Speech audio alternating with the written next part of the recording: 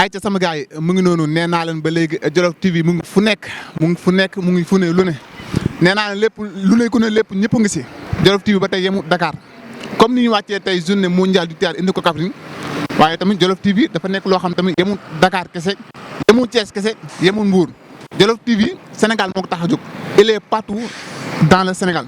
loolu waral tey ñu ñëw fii si boo gisee rond point bi mooy rond point Kaffrine bi gis nga ko jëlal ma ko baax Ousmane.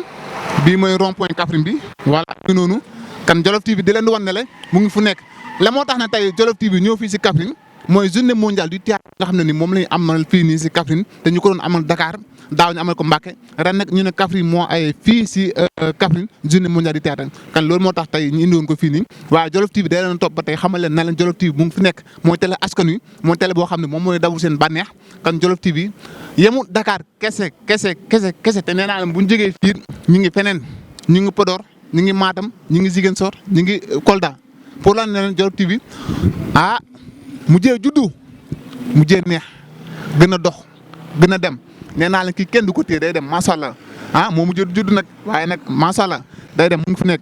kan loolu war a tey ñëw fii nii si rond point Kaffrine bi fii nii wan leen ko waaye bu ñu jógee fii dañu ànd yéen wan leen spectacle bi nga xam ne nii Kaffrine moom la créé fii moom la amal tey si journée mondiale du théâtre bi nee naa leen gars yi du yomb de lu waay mënu neex te loo ragal dalee gaañ Ousmane topp mu ñu dem ñu xool waaw mu ngi noonu gis nga fii mooy rond point bi.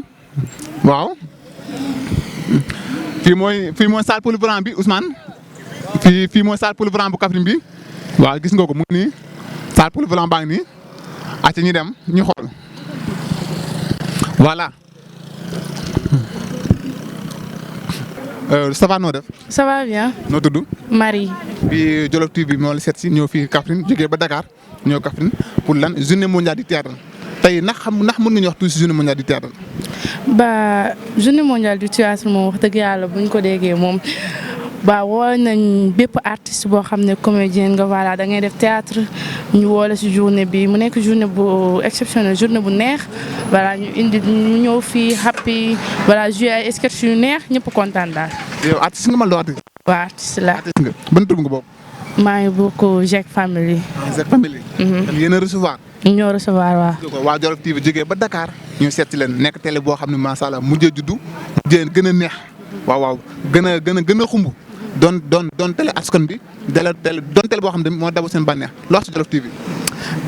yéen daal moom wax dëgg yàlla moom dama leen di conseiller une bonne continuation parce que li ngeen di def nii yombul daal. parce que li ngeen def nii yombul en fait te neex na trop ngeen ñëw jugee fii ba Dakar déplacement yombul ngeen ñëw assister ñu accompagner ñu si journée bi bu réussir tamit ne si yéen tamit si ngeen bokk voilà. ngeen daal kontaan nañu waa. Marie jaajëf merci Marie. voilà mi ngi noonu ba léegi ñu ngi nekk fii nga xam ne mooy Kaffrine ànd fekk Jolof TV télé bu mag bi gis nga ko ñu ngi nii jël café ba tey war a dem fu nga xam ne nii moom mooy fu festival bu am journée mondiale du théâtre sëñ bi noo def. noo tudd. Abdou Karim. café gi neex na de. noonu la demee café Baye Fall la. gis nga tey waa Jolof TV ñoo jógee tey ba Dakar ñoo seet si li waa Kaffrine te tey la ngay wax waa Jolof TV. waa Jolof TV lu ñu def rafet na trop. waa Jolof TV lu ñu def rafet na trop. lii moom na jëm kanam rek moom la lañ ñaanal quoi yàlla na télé bi law jëm kanam. te ngeen fasaale ñu yéen tamit. waaw. mais noo gisee Kaffrine en tant que journée mondiale du théâtre bi tey loo si xam journée mondiale du théâtre bi ngay dégg tey noo ko gisee loo si xam yow. non loolu moom lu rafet la parce que day doxal économie gu réew quoi ay théâtre yi yëpp day kii jeunesse bi pour ñu mën a kii lu bëri moytu yu bëri tamit di leen yeesi lu bëri parce que théâtre en général gars yi lu ñu si doon jouer lu bëri day yeete. waaw ñun loolu lañ si xam quoi. te daal kontaan ngeen journée mondiale bi leen di fi Kaffrine. non kontaan nañ trop.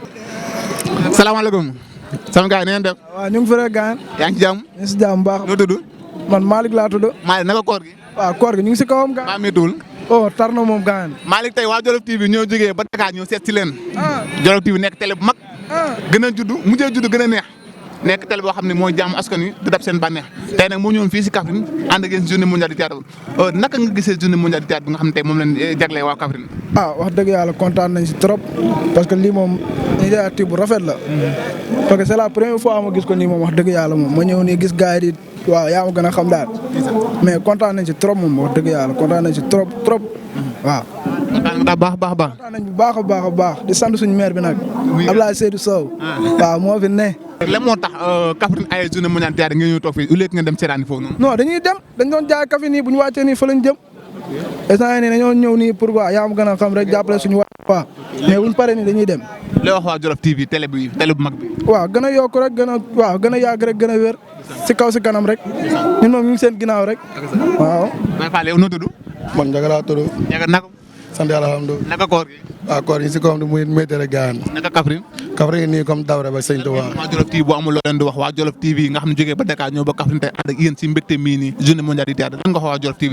waaw amul seen fay ba ak Sëñ Tuubaa Mbacke billaay mooy loolu quoi suñu xol sedd na maanaam quoi te dëkk bi mooy loolu quoi jeunes yi dañoo war a jàppale jeunes yi liggéey oui booy nangu ne liggéey mais amul luñ job kay du toog amul benn sens mais yow joxe xaalis booy job gaan waaw booy nangu ne liggéey quoi ay doog a ñoo fi nekk liggéey jaam yàlla for joxe waaw. tey Kaffrine ban liggéey moo ëpp tey ban liggéey moo fa gën a. instant dawal Ndiaga dara moo fi nekk ci liggéey quoi amul dara amul usine amul dara yooyu n'est pas normal si ndax heure bu ñu xëyee wàcc ñu si fii toog place ndaa ma ñëw toog. en tout cas yaa ngi télé boo xam télé bu mag la macha allah loo wax rek day jàll moo tax ñu ñëwoon tey di leen dégg si micro télé bu nga xam mooy télé askan wi moo jaamu seen bànneex mujjee juddu gën a neex télé bi moo tax loo si wax rek dafay jàll.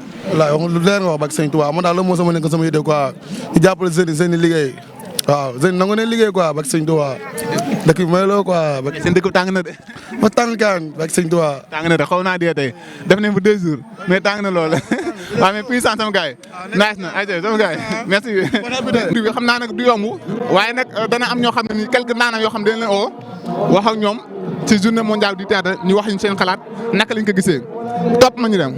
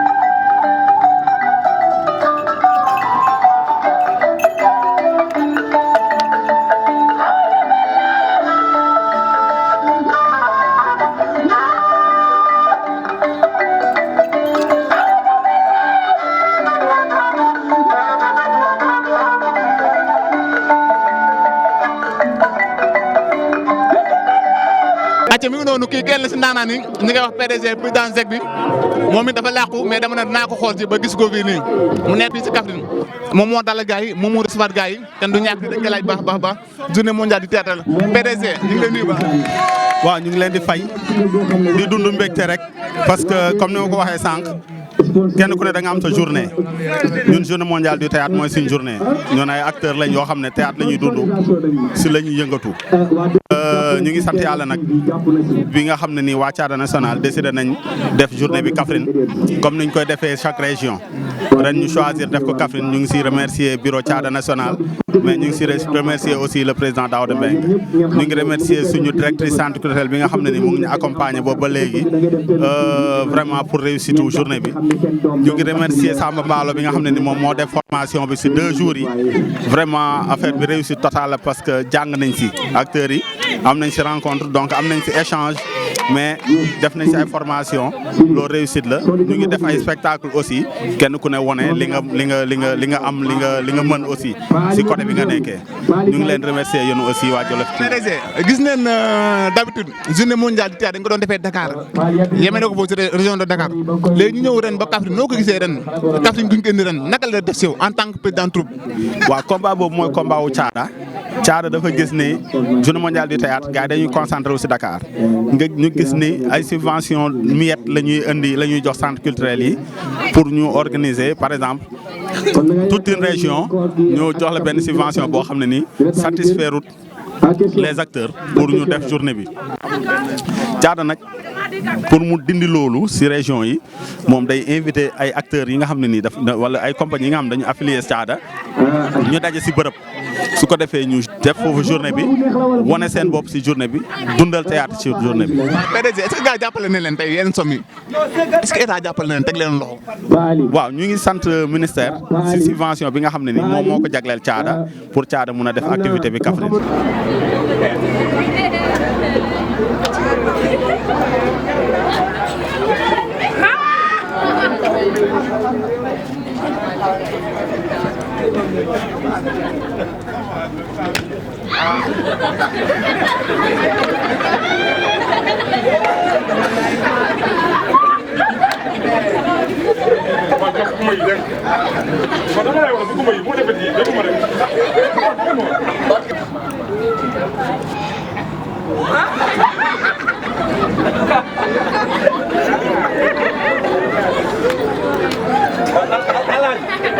yaakaar naa ne jumaa ja noddu na sama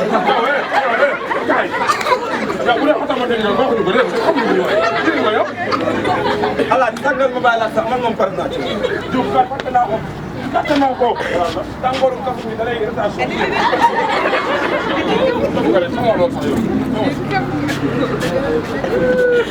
gaay sa wote yaa ngi bëgg a bëri nag yow c'est que sama fit dara tur kii bako da nga woy mbokkam jébbal ko ni ko sang nañ ko ba boros waaw ki jël 300 000 yow bokk ok ak baaxu ak ñëw day toog te ba guddi mu na la yàlla da lay ñuus ñu ñëw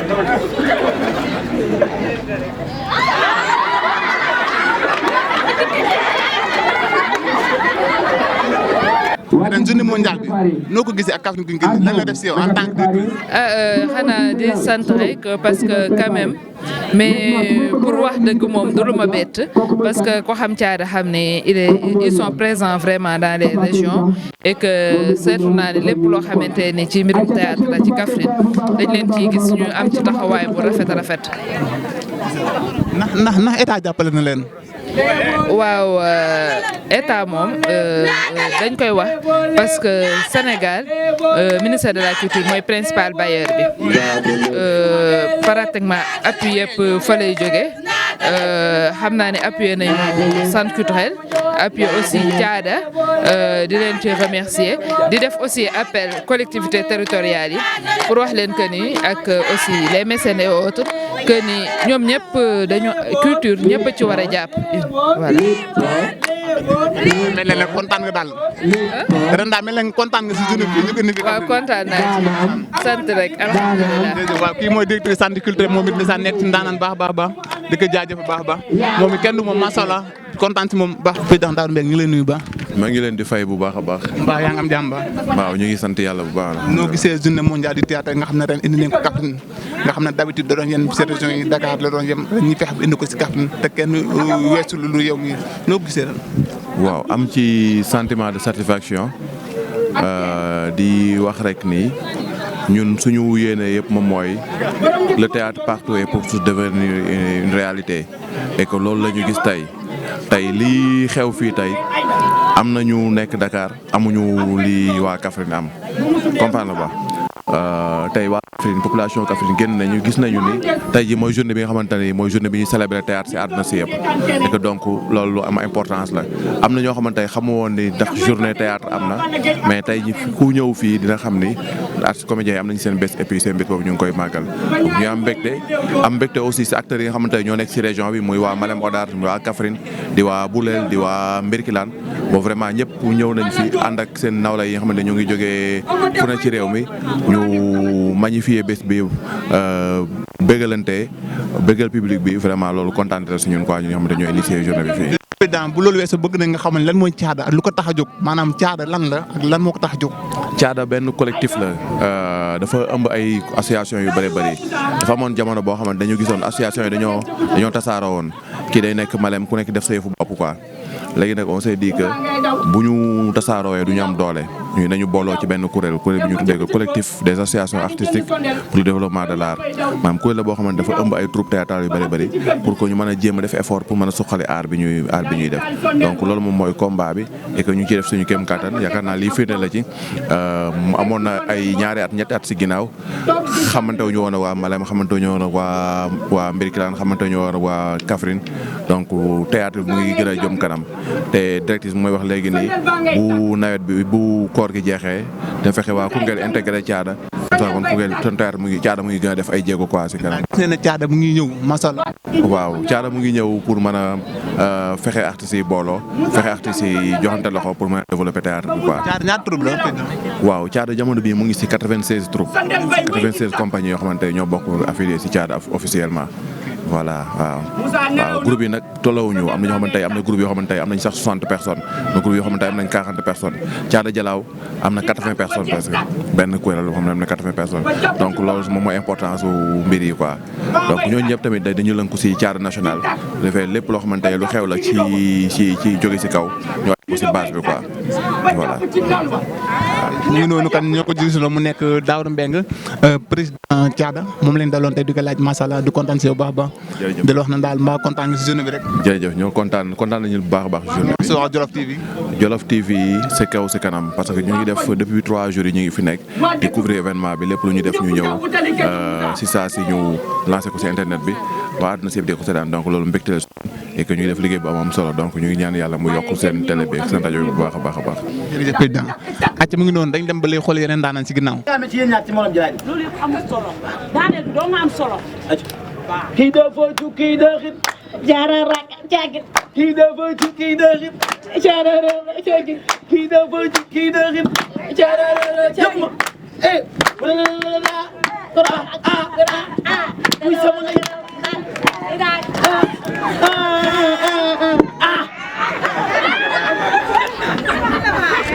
ilaha illallah mi ñëw sama natation xam nga kon fàtte ko da ngaa dégg nag maa yow maa du nijaay ku mënu sa dama nijaay def nga taxaw barki yow man ma moromu baja ay figura yaa dëxit maa dëxit lu am jot dëxit maa ngi ci biir jot li wax xam na dem fee wóor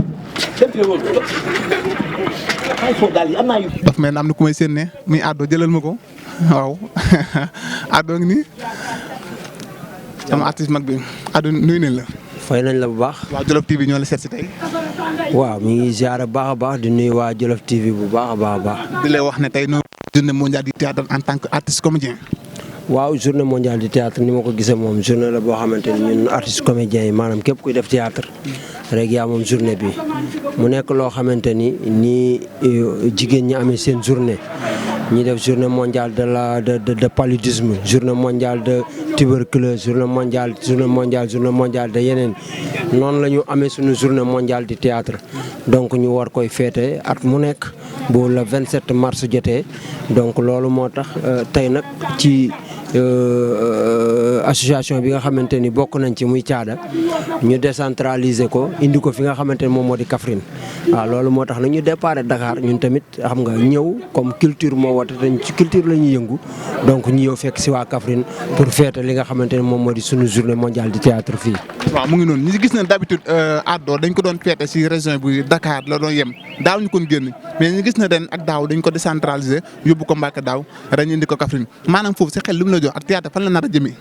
waaw loolu li ma jox rek mooy maanaam xam nga mbir gars yi dañ ni lu nekk ci néeg ba xajatul ci néeg dañ koy génnee ci diggu ëtt bu demee ba xajatul ci diggu ëtt bi ñu yóbbu ko ci penc mi. waaw loolu moo tax théâtre bi du Dakar kese warut a yem Dakar kese parce que yeneen acteurs yi ñi ngi ci feneen régions yi ñi ngi ci lañ bokk département yi ci lañ bokk communes yi ci lañ bokk lépp ci lañ bokk. loolu moo tax ñu war koo décanter pour ñëpp mën ci am accès kenn ku nekk jot sa wàll kenn ku nekk jël ci li nga moom ñu décentraliser ko yóbbu ko ci région yi mooy tax ñi nga xam ni jot si wuñu Ndakaaru ñu mën di jot seen wàll ci fi nga xamante ni côté boobu fa lañ féete. Addo dañuy gis ne journée mondiale du théâtre benn fan loolu mu nekk le 27 tey mais gis nañ ne depuis 2 jours yëpp yéen a ngi fi lu waral loolu depuis 2 jours yëpp ngeen nekk fii. waaw xam nga boo xoolee mën nañ ni premier jour bi boobu arrivé la lay doon bu fekkee ni xam nga comme kuy jógee Dakar di ñëw ba Kaffrine dafa sori surtout mois de Ramadan bi mu nekk nii soo bëggee ñëw ci jour bi presque ci jour bi ak koor gi day metti loolu moo tax ñu jiitu si xam nga ñëw premier jour bi ñu dallu deuxième jour bi def nañu ay atelier def nañu ay formation waxtaan nañu lu bari ci suñu biir ci wàllu théâtre bi tey aussi bi ñu xëyee dem nañu waxtaanaat nañu suñu biir vraiment def sa cérémonie d'ouverture bi ci guddi gi ñu daal di ñëw fii pour daal di def li nga xam mooy prestation yi waaw. waaye nag dégg naa ne état ñama ne leen rek as lëpp ci xaalis dégg naa moom macha allah waaw man day wax dëgg yàlla dégg rek laa ci am nag. dégg naa am ngeen 5 millions. mënuma leen ni nii la mënuma leen ni temps la mënuma leen ni lii la wax dëgg yàlla waaw somme bi daal xam naa ne peut-être xam naa ne joxe nañu mais mënuma leen ni temps la nag. wax mbaa lekk doy na. waaw wax dëgg yàlla ñi ngi lekk moom ñi ngi lekk. ñi ngi naan ñi ngi lekk ñi ngi naan wax dëgg yàlla waaw ñi ngi lekk ñi ngi tëdd fu baax tamit macha allah. bon loo wax si Jolof TV. waaw Jolof TV xanaa di ko ñaanal waaw xanaa di ko ñaanal yàlla rek yàlla def ko mu nekk ngandamal maamu télé yu rëy télé bu ponkal ba seen objectif li ñu bëgg fañ bëgg a àgg yàlla suñu borom eggal leen foofu bu baax a baax di leen wax nag nañu préparé ndax man maa ngi ñëw damay dugg ci Jolof TV ndax xam nga boo nee ardo rek dem nga Jolof waaw kon nag man damay fekk si Jolof daal di ñëw dugg ci biir Jolof kon mu ngi noonu acca mu ngi noonu du ko jaajëf bu baax moom mu nekkoon l'un des artistes bu mag macha allah nga xam ne kenn dootu ko présenté fii si Sénégal ñëpp ko ràññee mu tudd Ardo Nguer macha allah di koy jaajëf bu baax moom mu nga xam tey Jolof ko taalaloon micro macha allah. kuréel googu la ñuy wax ci aada national mu ngi jëmbat aada ak cosaan ci yenn gox-goxaani ba ndaw yi tey mën a génnee seen aada ak seen cosaan est-ce que jotut ñu dem ci kuréel googu. jot na ngir ñu dem ci dombar kan gi ñi nga xam ne ñooy ŋàññ ñooy jiite ñooy joxe ba pare ñooy ndombar tànk ci dëkk bi. ana lan moo tax mënu leen gëstu seen i aada ak seen cosaan ana lan moo tax mënu leen fàttaliku seen i démb te am gox mënul dem saa aada ak cosaan yéen askanu réew mi jàppale leen seen i ndaw rawatina ñiy jëmbat li nga xam ne moom mooy li fi maam Baay woon ñu gën koo xamee aada ak cosaan.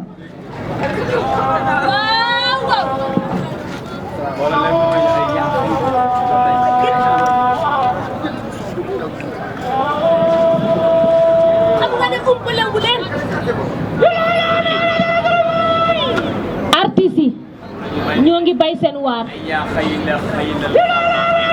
xanaa kay ñi leen war a jàppale ñoo leen wan ginnaaw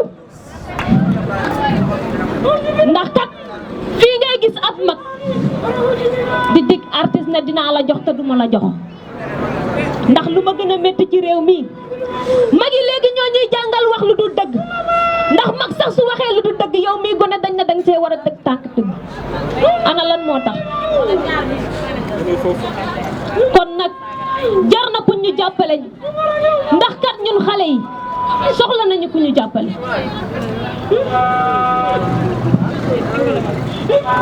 yéen askanu réew bi nañu jëmbat lu fi maam Baay woon te xam ne am réew mënul dem saa aada ak cosaan ku wàcc sa ànd nag ànd boo dee fekk fa borom mu toog jërëjëf. ba tey gis ngeen ko nee naa leen tey artistes yi macha allah dañ fee bëri ndaanaan yaa ngi fi gis neen ko nga xam moom mooy bale taxaw ndaanaan ci biir ndaanaan yi ndeysaan nee naa leen kenn dootu ko présenté fii Sénégal ñëpp ko ràññee macha allah talaam mën-mënam ak xarañam fii si Sénégal ba tax na bale taxaw ñu ngi lay jaajëf bu baax waa Jolof TV ñoo fi ñëwoon tey di leen nuyu. waa frère waa ziar na la bu baax a baax di jot sa wàcc ñu ngi lay fay bu baax a baax ak waa Jolof TV noo def. waaw sant yàlla bu baax a baax. naka journée mondiale du théâtre bi. waaw ñu ngi koy feete nag fii Kaffrine nag ñu ngi koy feete Kaffrine ndax ñu ngi nii Kaffrine depuis 2 jours ñu ngi Kaffrine waaw mais mi ngi neex na mi ngi neex waaw mi ngi neex bu la gisee journée bi nga xam ne mi ngi neex waaw neex na trop macha allah. waaw kon daal xam naa ne tey ku lamb seen xol yi mi ngi frigo. waaw mi ngi frigo moom ndax xam naa ne après bale taxaw dana yéeg si kaw scène bi waaw wan waa Kaffrine bi nu mu mënee quoi waaw. yaa loolu waaw xam naa dara de. gars yi woo nañ naa si goxum soow. dégg nga dootuñ ko defati. Kaffrine gii dootuñ ko defati le 27 mars bi Kaffrine dootuñ ko fàtte. bilaay walaay maa la ko wax. waaw lu may wax nag sama gars yi man bala taxaw na ku bëgg a seetaan bala taxaw yu bees tàq na nu ko kat si Jolof TV ngeen abonné wu ngeen partagé ko nag ngeen commentaire bala taxaw na dana ñëw jàkkaarloog yéen wax ak yéen incha allah si kàttanu yàlla. ak ci mu ngi nii waaye ba tey bala taxaw du ma pareegum ak yow de. dinaa laaj quelques questions. ñu gis ne journée mondiale du théâtre ren dañ ko indi Kaffrine ngeen ànd ak waa Kaffrine si journée mondiale te d'habitude si région yi lañ ko doon yemale muy Dakar mais daaw ak ren dañ ko décentraliser indi ko Kaffrine la ngeen gis loolu. waaw Thiada moo doxee noonu Thiada association Thiada moo doxee noonu daaw jéeg ñu ngi ko féetee Mbour daaw ñu féetee ko Mbacké ren ñu ñëw Kaffrine duñ ko bëgg 14 Sénégal gépp foo xam ne Thiada mi ngi fa dana ñëw defa sa journée incha allah rabbi te pare nañ tamit ci programme yëpp festival yi commencé na waaw. tey mel na tey da nga yëg si kanam. incha allah léegi rek incha allah du yomb. mu ngi noonu de. laa dana neex ba ma toq sa benn saañ ba réer barke yeneen bi. mu ngi noonu nee naa leen lu waay mënu ragal lu waay mënu neex te loo ragal da lay gaañ mu nekkoon ba lay taxaw di ko jaajëf bu baax nee naa leen ba tey interview dama koy arrêté bi dem wan leen tuuti ambiance ci kanam tuuti bala taxaw dana yëg àdda ngeet ak ñenn ñeen dana yëg xam naa du ñàkk dañuy arrêté interview bi tuuti rek daal di loon ambiance wan leen scène bi gars yi ba tey compte yaa ngi ñëw léegi gars yëpp dana ñëw lépp kan dañ koy posé lu noonu wan leen tuuti ambiance ba mu pare di sotti ci interview bi jaajëf. merci beaucoup kenn du yow. jaajëf merci beaucoup kenn du yow. attends loo wax ci Jolof. waaye mooy lu ma la wax rek wax naa ko léegi nii. képp ku bëgg a seetaan théâtre bu bees yi na nga tàppe Jolof TV na gars yi abonné wu commentaire partagé naa jot commentaire rek man ay ko commentaire danaa la tontu ba mu neex. jaajëf di ko jaajëf bu baax ba bala taw. Elle est passée à côté de moi. Ça se regarde, Jack. Rien de sabbat. J'ai dit Aïcha, écoutez pour moi. Oh, Aïcha. Écoutez-moi. Aïcha. Ça va pas.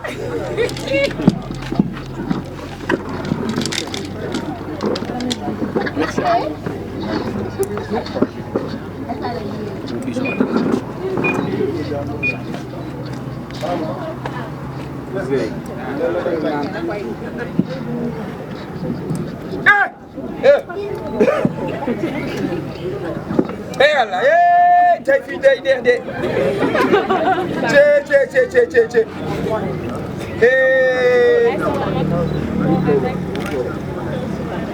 may ma woon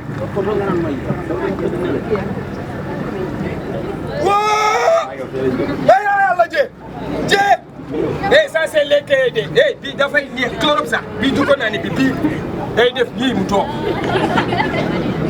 def nii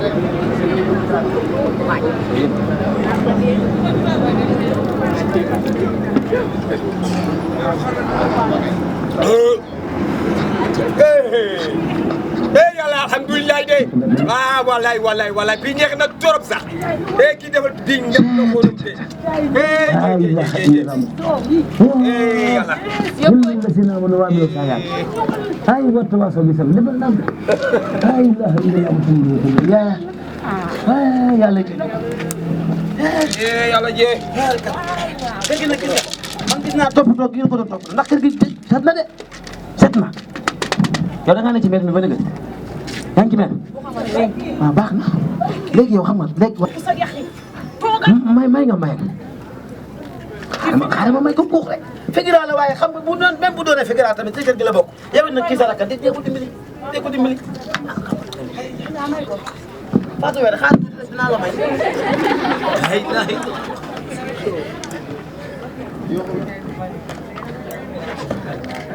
ay sa soo bi woyof na de moom ni jaay si yow ba mu fees laa defar